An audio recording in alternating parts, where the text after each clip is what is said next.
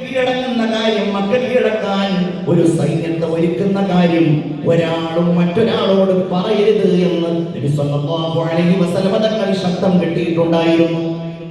മദീനയിൽ തങ്ങൾ ബദർ നടത്തുമ്പോൾ 313 ആളുകളാണുള്ളത്. ഹിജ്റയുടെ 8-ാം വർഷം മക്ക കീഴടക്കാൻ നേരത്ത് അല്ലാഹുവിന്റെ ഹബീബിന്റെ കൂടെ ഉണ്ടായിരുന്നത് 10,000-ൽ പരം വരുന്ന സഹാബികളാണ്. ഈമാനുള്ളവരെ, ഇന്ന മഅൽ ഉസ്രി യുസ്റാ, നമുക്ക് അല്ലാഹു തആല അതിനോട് റസൂലുള്ളാഹിനോട് പറയുന്ന വലിയൊരു പാഠാണ്.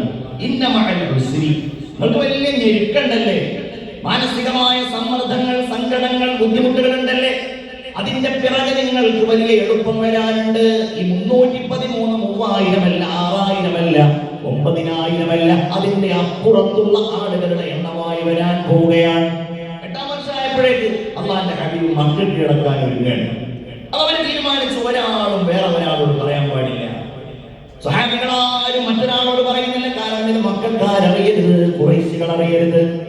അതിനിടയിലാണ് മഹാനായ ഹാത്തിബ് ഇബ്നു അബീ ബൽതഅത്ത് എന്ന് പറയുന്ന സ്വഹാബി ഈ കാര്യം ഒരു ചെറിയ കത്തായി മക്കയിൽ ഉണ്ടായിരുന്ന തന്റെ കുടുംബാംഗങ്ങളെ അറിയിക്കാൻ വേണ്ടി തീരുമാനിച്ചത്.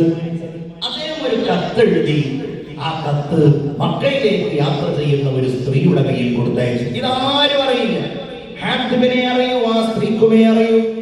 അല്ലാഹുവിന്റെ ഹബീബ് സ്വല്ലല്ലാഹു അലൈഹി വസല്ലം തങ്ങൾക്ക് വഹ്യ് മുഖേന ഈ കാര്യം മനസ്സിലായി.